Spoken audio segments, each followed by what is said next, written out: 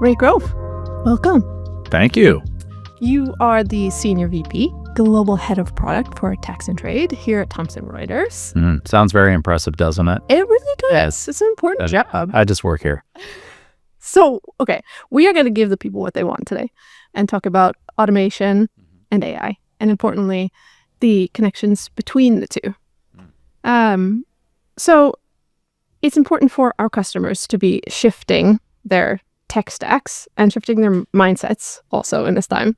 And then for us at Thomson Reuters, it's important that we are building out our product capabilities for our customers in the right way.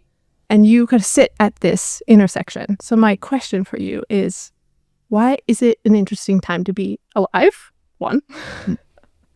And furthermore, to be alive and working in corporate tax in this day and age.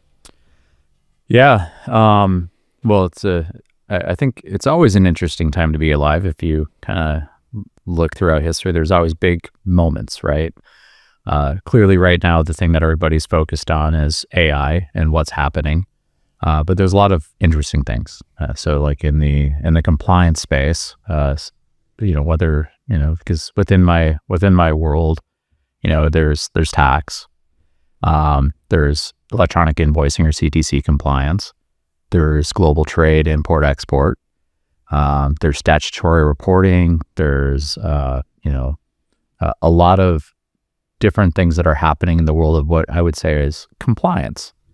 And compliance is usually something that is, it's not, most people look at like these compliance things that we do as a business, where they look at tax and they say like, okay, well, we have these things in place because they're needed to like fund the government. Like we've got to do CTC so we can close the back gap, or, we need to institute a new tax regime or compliance regime. And it actually has nothing to do with collecting taxes. It has actually more to do with what kind of a world or society do we want to have or need to have. And in that paradigm, the world's always been interesting. So the proliferation of compliance and tax and all these obligations and how that impacts a business day to day, week to week, hour by hour is something that is constantly changing, constantly evolving, because we, as a society, more global than ever, is constantly evolving as well. Now, that's how I generally try to tell people why I'm stuck in this lifetime sentence that appears in the world of tax and compliance, because I actually find it to be one of the most fascinating and interconnected problems that exist. It determines, whether you can buy or sell goods, who you can transact with, where you're transacting. It really is a core operational aspect of every business. Now, that has been a problem that has been solved by people for so long. But also now we have all this great technology, and we've got the ability to connect businesses like never before. That's actually how Pagero started, right? Our Pagero offering didn't start as a e-invoicing or CTC product. It was like, business should be easy.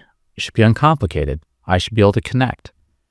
And through that connection and that approach, it then is also a perfect solution for solving, well, since we're connecting, we also have to be complying. So that intersection of what happens in commerce and what happens in compliance is becoming much more intertwined. The world of AI is not necessarily a disruptor. It's really, I see it as like the massive enabler that we've been looking for a long time. And I think that's the part that gets the team very excited. In fact, I'm here in Sweden right now because downstairs is a large portion of our development team, my product team, and Anthropic. And, one of the things that's exciting is, the way you keep evolving and the way you keep being excited is by being curious about what's happening and what's changing. So we're not just building new agentic capabilities, we're also changing the way that we build and who we work with and how we work with those things. And that for me is the exciting thing that's happening, that's really transforming, just the way that we even show up and do our work, and, our customers do their day-to-day work. And we're going to change how that works too in the future. But we've got to do it together. What makes tax such an interesting proving ground for AI?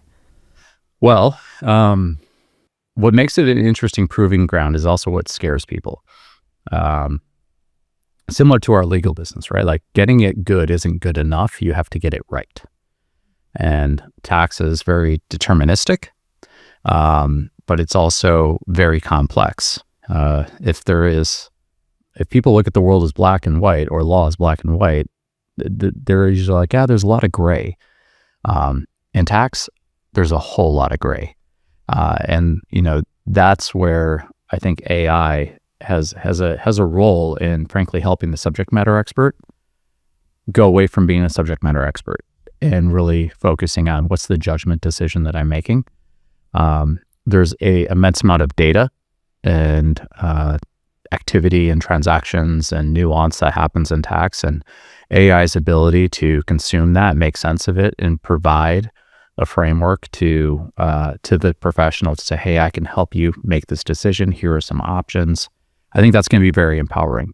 At the end of the day, there isn't enough people going into the field to meet the demand, and the demand is actually getting to be a more complicated, more nuanced space. So I don't know if it's a proving ground as much of a necessity for how the future is going to work.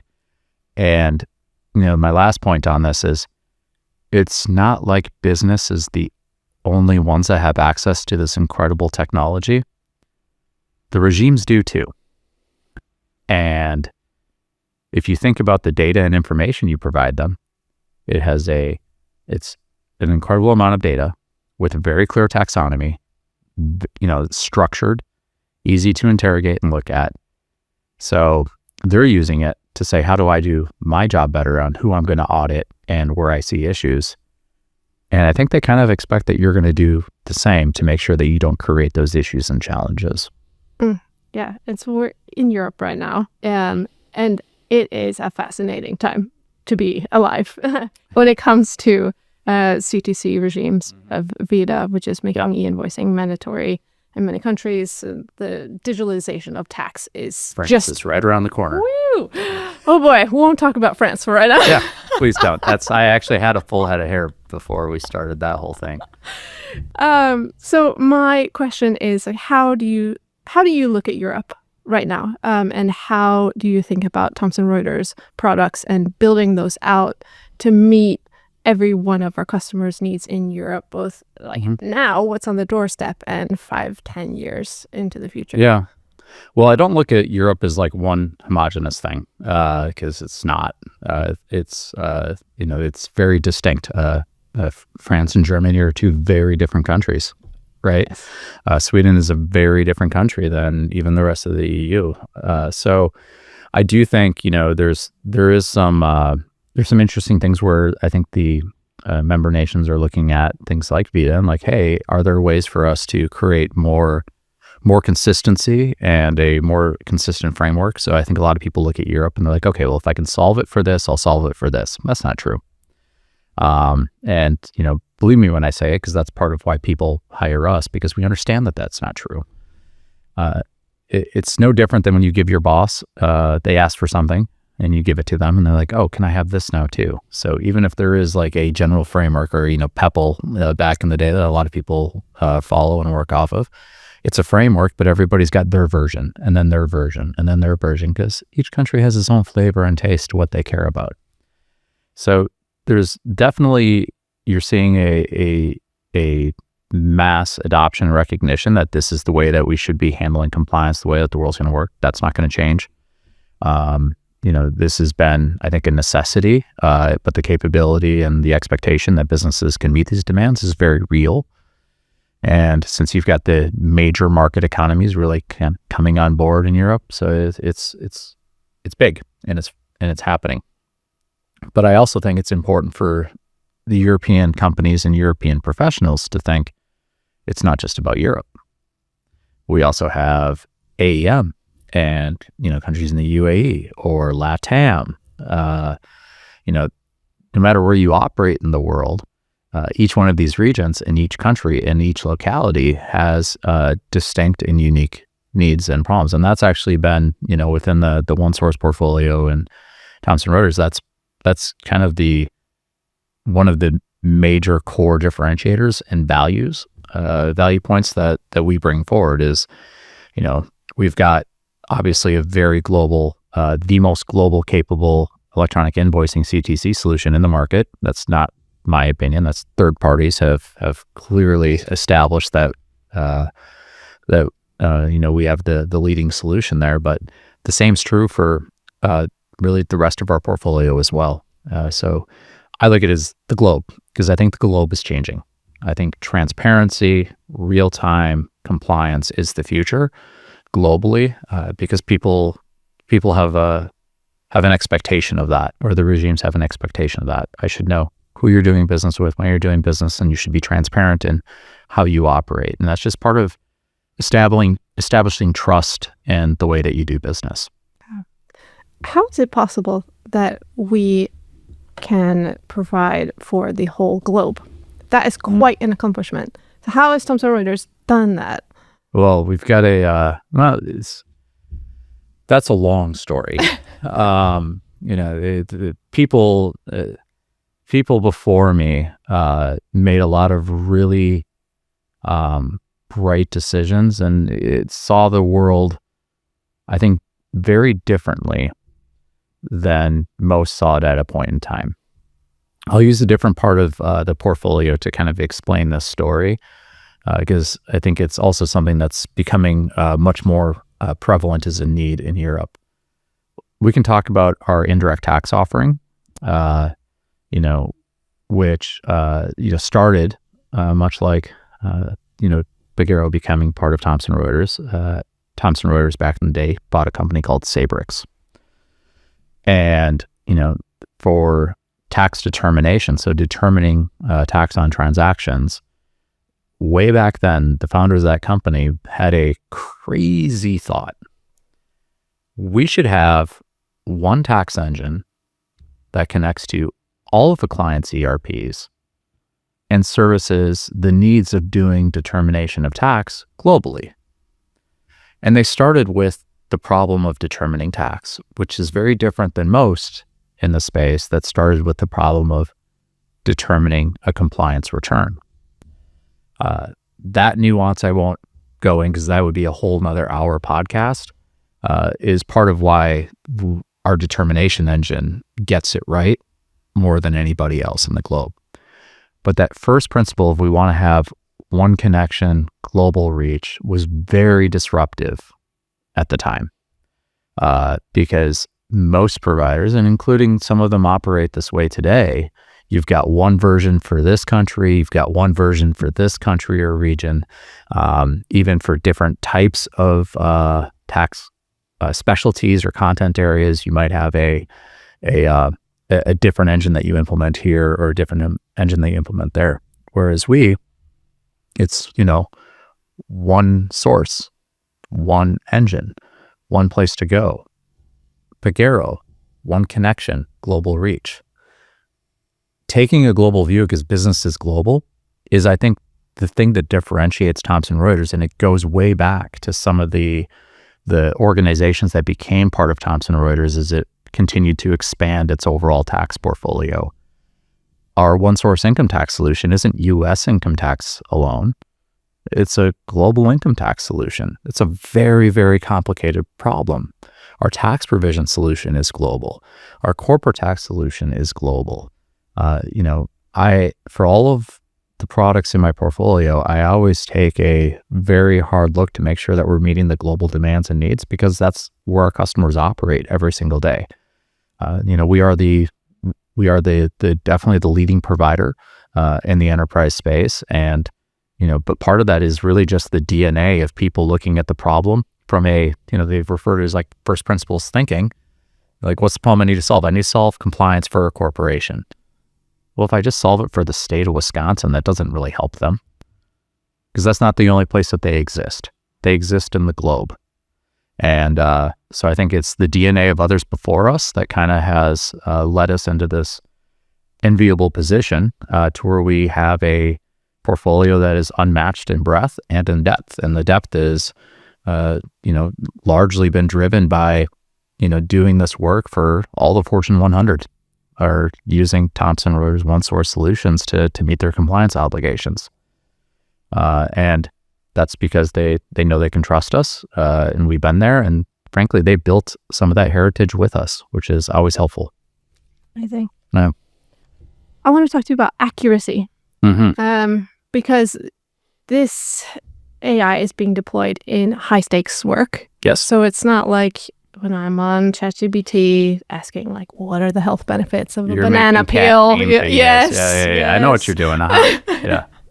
So if I get a wrong answer there, Mm-hmm. low stakes. Mm-hmm. Tax, high stakes. So how do you think about accuracy and guaranteeing that accuracy? Well, it's professional work, which is where we take the position of, we're building fiduciary grade AI solutions, because that's the responsibility that our customers have. So for us, we see it as, making sure that we're building in a level of transparency, human in the loop, but it's also core to our design and making sure that, we're approaching the development and the work to where we're looking to create very clear outcomes for what we're asking the AI capabilities to do. And, we deliver that, through not just a process of, making sure we're defining kind of what are our evaluation criteria for what success looks like for this, but also putting around parameters and limitations around what it's capable of doing, and at what points we want to make sure the human is in the loop of making that determination. It's no different than, a more consumer way to look at this is take a Tesla, right? So my wife has a Tesla, and so you have the autonomous driving. You're still responsible, right? They put a lot of parameters, a lot of safety guidelines, a lot of rules. And part of those guidelines are, if you're not paying attention, it will disengage, it will alert, and you need to start paying attention. It's going to let you know. And, I think we're seeing a similar practice in how we approach things. The other piece is, when you look at general purpose AI, like just basic Claude or basic ChatGPT, it's grounded on the internet. I don't know about you, but I've seen a few things on the internet that maybe strike me as suspicious. The internet is not a bastion of, humanity's best, I would say. So, you could look at the fact that we've been at this for a long time, and we've got, curated content in legal and in tax that actual humans who are practitioners and experts at these matters are making sure that when you're working with our AI, you're working on trusted sources. And that's, I think, a big piece of what differentiates us, but also what kind of grounds the work that we do and how we approach it. So, yeah, you're right, though. It is something that everybody worries about. I think, one thing I would also say, though, is my AI is always going to be more transparent than your intern. Interesting. So, I think a lot of people look at this as like, I think the evolution is you need to look at it as a coworker and something that you're working with, not something that's just working for you. You need to guide it. You need to monitor it. You need to pay attention to it. You need to teach it in some cases. We try to do most of the teaching ourselves, right? But I think, for professionals in any industry that are looking at, like, what does agentic AI mean to me? Like, how should I be looking at this? I think that's where people need to maybe shift a bit of their mindset on how they approach the technology and look at it more as a coworker in a sense than just a tool. Mm-hmm. You mentioned the Tesla. So I was thinking about this example of self-driving cars and even like fully autonomous cars. Yeah. And, they've been getting into accidents. So it's brought up the societal conversation of where does accountability lie? Yeah. Because you can't hold technology necessarily accountable. It's not culpable. Yeah. It is ultimately a human that is culpable. So how have you been thinking about this when it comes to tax and accuracy in high stakes work? Yeah, well, I mean, there's a as we would say in Texas. There's a lot of hair on that dog. And that question that you just asked, as it relates to who's responsible for a self-driving car crashing. So I won't comment on that because I'm definitely not an attorney. I'm not going to pretend to be one. I think that's the exact point of, if you're using a self-driving car, you shouldn't be sleeping behind the wheel. You shouldn't be texting. You shouldn't be, on your Instagram or things like that. Like, you're driving a several thousand-pound vehicle at a high rate of speed in a situation where other people are around and at risk. And whether who's culpable or not, I think there's just as a human, you could sit there and go, there is a level of responsibility here that we should take great care. And I think that's true for anything. I wouldn't give I might give my kid a handsaw when he's, 9 to help me saw some wood, but I'm not sure I give him a buzz saw, right? Right. So I think you kind of have to fit the tool for the purpose and the situation and adjust your risk accordingly. I still go back to, in the world of tax, we are using AI and automation. So like we recently launched our sales and use tax AI solution. We're launching our VAT AI solution. So same kind of capabilities.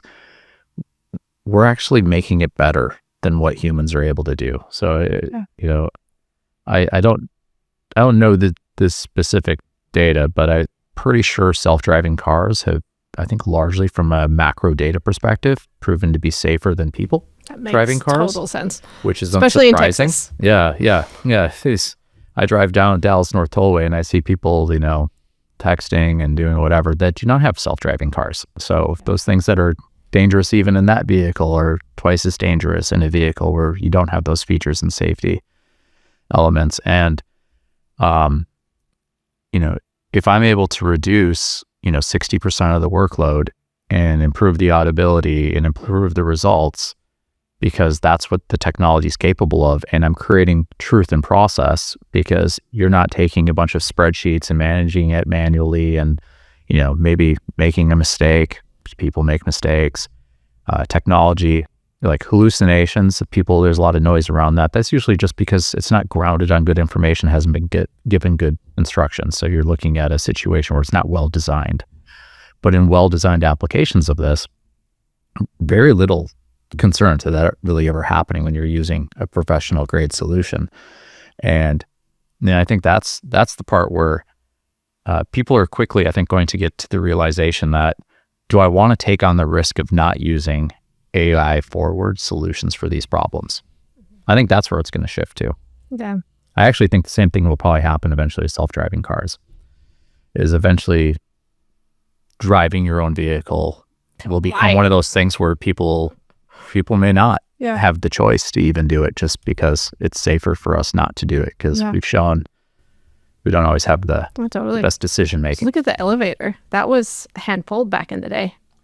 That's a very strong person. I know, right? Police. Amazing. My next question is actually Mad Libs. So we've been talking a lot about touchless compliance. Yeah. So hands-free compliance. Ready? The Mad Libs goes like this. Touchless compliance is blank, and it is not blank. Feel free to use more than one word. Is blank and is not blank. It is autonomous. It is not hands-free. So what I mean by that is, we've got agentic and intelligent capabilities that are built into it. Removes a lot of the work. But you need to review the work. You need to take action on the work. And then you're done. I'd encourage anybody to take a look at it, because there's a lot of people that talk about doing agentic compliance, a lot of great marketing out there. But I haven't seen anything that rises to the level of automation and actual embedded capabilities with machine learning and everything else to what we've produced there. And on top of it, it's actually in a design to keep the tax professional engaged, preparing. These are some anomalies that we've discovered Here's a position maybe you want to take. You may have a registration coming up here, giving it not just the potential activities that need to be taken, but also the reasoning behind why, and why did it do things, and then learning the choices that you make and understanding why, because you give it that context. So I think it's the self-driving car that, beeps at you when your hands fall off the wheel. Amazing. Yeah. And so things are happening so quickly in this space. So can you give me a rundown of the difference between AI that is used for analysis? So like, as I'm using it personally very often, but like I'm still getting into using it agentically. So when it comes to someone senior in tax, a head of tax person, thinking about the differences in how AI can be deployed within their tech stack, can you give me a quick rundown of how that works? Wow, quick. Probably not quick. Let me contain that a little bit, or kind of merge it. So, when this technology came out, it's been around for a bit, but we had that big hello world moment with OpenAI and ChatGPT, right?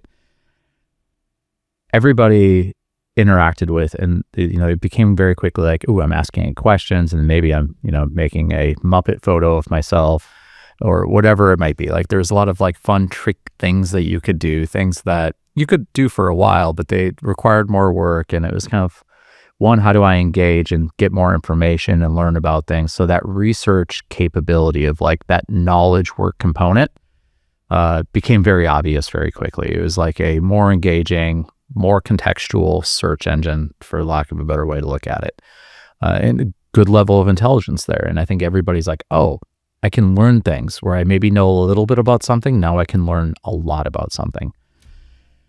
And I think that knowledge work is definitely a huge part and a pillar that everybody's kind of like, oh yeah, this is the best way to do this. Now there's this agentic component where it's like, hey, there is a lot of, maybe it's like ETL work. So, extract, transform, load, from a data process work. It could be workflow between systems and applications. It can be just atomic work that you do that is, contained, or you could be looking at broader skills across multiple applications. And, that's more of the process view of things. This is also able to execute processes, not dissimilar from, you go back 5-10 years, there's a lot of noise around RPA, robotic process automation, which is basically just like crappy macros that broke all the time, that, firms would implement for customers, right? So this is definitely a much, much better version of that. But where the power comes in is actually where we sit today.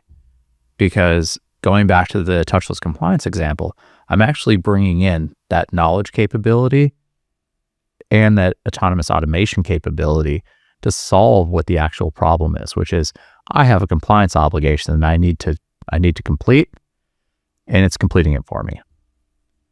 And it's identifying that maybe I didn't file in this state, jurisdiction, country, whatever, but I now have an obligation to, because it's looking at that and it's making a determination. That's not just managing a process, that's also bringing insight. So I think the way to look at it is, people need to really think about what it is they're doing for an organization and the value that they create for their company, and say, all the things that have been broken and have annoyed me, how does this world possibly shape and change? And what are the things that people are bringing forward? And how do I adapt and become part of that? I think there's a bright future on that side, but I see it coming together. And I want to know, so you have to make decisions every day about which products we're going to build out, in what way, what capabilities are we going to add, when. I'm sure there's important, urgent, not important, urgent, kind of matrix that you have. And a lot of people don't always agree. A lot of opinions on the roadmap. Oh, I can imagine. So do you have a personal philosophy or motto that you use as a kind of framework when approaching all of these decisions? Yeah, I do. First I look at it as, it is actually super simple, and it's been the same thing since the beginning of my career in product. So first, you have to cover security. Second, you have to cover quality and reliability. Third, you cover features and functionality. So if, the question is like from a paradigm of like, what are the most important things? Those are hard, fast rules. So you never sacrifice security for quality for features, that tree you have to maintain and keep true. Outside of that, it's actually shockingly simple, the job. The question is, what is it our customers need? Why does that matter? Why is that important? And the most important needs that they have that are the most urgent are the ones that we try to get to quickly. But then we also have to keep an eye on like, what's the important thing for us to do, not for TR, but for our customers. So, a big tenet of Thomson Reuters is customer obsession. So you won't find me really ever talking about competitors or things like that. Like, I think it sometimes drives some of my sales colleagues nuts because I don't worry about them. I worry about what my customers are doing and what they need. I worry about what's going on with my partners, whether that be, big four firms that, deploy our solutions to customers, or system integrators, or our partners in ERPs and the broader tech ecosystem. Like, how are we showing up for them, and how are we delivering more value to them? And, so whatever the highest value problem is that we can solve, that's the one that we work on. Connected compliance. Yeah. So my question here is, when you look out at the next 5 years, do you see consolidation happening in terms of businesses are going towards just fewer solutions where their data is connected? Yeah, I mean, that's kind of the benefit of one source, pun intended. For organizations that are looking for a consolidation, a lot of organizations have consolidation of vendor strategies that they're implementing, right? And usually that means that, well, now I have to go to a vendor who's really good at this, kind of okay at this. And, the best part, I think, about us and where we sit is, I mentioned, the IDC putting us as a leader with Pagero, obviously, like very upper right quadrant for what it's worth. But we're also a leader in sales and use tax and VAT and determination and compliance and global trade. So for the area of compliance, we're not just a player, we are the leader. Nobody has all of those. There's no other organization that covers that waterfront for customers. And, I'm proud to say that invests the right level to make sure that they're doing it the best. Now, the more interesting thing right now is where I see things going is at the end of the day, the invoice is the beginning of any transaction. An invoice has been around for a while. They've been carved into stone tablets, right? And that's the beginning of a transaction. That's the beginning of a compliance activity. You've got the determination, you've got the periodic reporting, you've got the GL accounting, you have your statutory reporting obligations, you have your tax provision, and you have like, these things are actually not as disconnected from a data perspective as a lot of people realize. So what we're able to do now with, we were going down this path through traditional means. And when I say traditional means, you're looking at like, common data models and all these really big structures and like very difficult, very purposeful, expensive development things to say like, hey, what are we doing to bring this? And this is what we've referred to as connected compliance, bring these portfolios together so our customers don't have to do more of the same work each time, duplicating their efforts across all the one source portfolio. And now we've got this amazing technology that's just accelerating our ability to bring that forward and bring the connectivity of the insights and the data and the information, and frankly, democratize compliance and tax for organizations from a standpoint of access to the insights and the information. And when you think about it from that standpoint, you have information that is part of your compliance process and your compliance filings and your tax filings that doesn't exist anywhere else in one location. So I think that is one of the areas where we're working with a lot of really forward-leaning companies and, building these capabilities. And, they're saying like, it's not just a compliance activity. It's actually a strategic opportunity for businesses to really understand, who do I do business with? How much business am I doing with them? Where is that going? Where am I shipping? What is happening? What are my compliance obligations? What is the total landed cost of this good? Taking all the factors into consideration. And, that is only information that becomes possible to understand as a company. And it's important information if you really want to compete on a global scale, by using solutions that can bring that all together.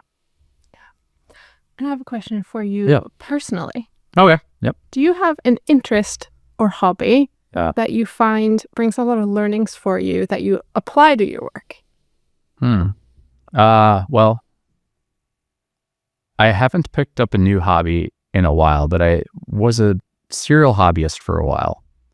And, my travels kind of make it difficult to pick up new hobbies. But I think, the thing I like to do outside of work more than anything is I like to cook. And I like to cook because there's a beginning, a middle, and an end. And I don't have that in anything that I do professionally. There's a lot of beginnings. Endless horizons. There's a whole lot of middle. And there's endless horizons is a very good way to put it. I actually think that, I did something when my kids were little that at the time, I wasn't even sure like what the hell I was thinking, making the time to do it, because I frankly didn't have it, but I made the choice to do it. And it was coaching my son's youth football team, tackle football. And coaching tackle football in North Texas is not for the faint of heart, to say the least. Lots of parents, lots of opinions. Some of those parents being pro football players, or one of the kids on my team, his grandfather was a Hall of Famer for the Dallas Cowboys. So you get a lot of people that have a lot of thoughts, and you can learn from those parents, sure. But actually taking the time to coach my kids' football team and getting to know all those kids and like learning each kid and the way they move, the way they work, the way they thought, what motivated them, was probably more impactful on changing me as a leader than anything I've ever done in my life. And I encourage people to get involved in that way, because honestly, like, it makes you a better human, and it makes you just kind of realize that you can find roles for everything and everyone. That's actually my favorite part about tackle football, is I could find a spot for the tall kid, the short kid, the skinny kid, the fat kid, the fast kid, the slow kid, the strong kid, the weak kid. There's a spot on the football field. I can give them a job. I can teach them that job. And in that play, they do that job. We win. We're successful. And for me as a leader, I think that was my biggest takeaway, is how to really pay attention to the people that you're working with and the people you're responsible for. And as a leader, what would be your recommendations to other leaders assessing risk right now? How do you assess how you take risks in your professional life? I definitely don't go like recklessly into the wind, but I don't think you can be afraid. I think the biggest risk is not moving, right? So staying stagnant is the biggest risk I think that leaders face right now. Not saying that you shouldn't. A lot of people think to be observant, you need to be still. I disagree. I think you need to be moving. And the more you move around, the more you pay attention to, the more you have that curiosity. That's important. You also have to create the risk is also the culture that you create for your organization as a leader. You should be creating a culture of like safe experimentation and create some psychological safety. Like, hey, it's okay. Like, go try this. Like, we all have principles we have to follow and make sure that we don't violate any of those, so we can continue to be trusted. But I think that's the big one. My last question is about your advice to CEOs, CFOs, COOs in Europe specifically, so multinationals that are headquartered here and they're looking out at a complicated landscape. So if this soundbite now could reach every single one of them, what would be the message you would want to get across? Work with people you can trust. Simple. That's I it. love it. Yeah. Amazing. Yeah.